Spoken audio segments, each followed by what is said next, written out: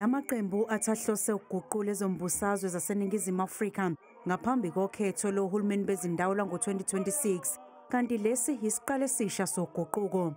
Today is the beginning of the journey, not the end. It's the beginning of the journey, not the end. It's important that as we proceed from here on, we are as inclusive as possible. We continue to consult and have discussions with other political parties, with other organizations, with people in our own structures, so that we can have an outcome that truly works, that we can all be proud of. Abaholi balamaqembu mathathu bavumelene ngazulinye ngokuthi abantu baseNingizimu Afrika badinga iqembu elizobeka phambili izidingo zabo kanti iUnite for Change iyona ezokwenza lokho.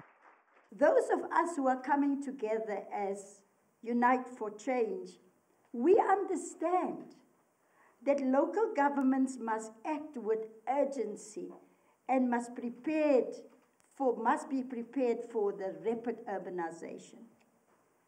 So therefore, in government, we have to be innovative in building local economies that will meet this rapid moment.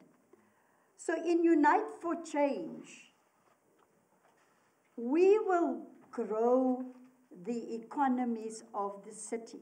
The moment today has come where we as a generation have to step up and say, what is the change that we seek to bring? What is that moment of unity? And what is that unity of courage and unity of purpose? It bears no repeating the fact that our towns and cities are broken.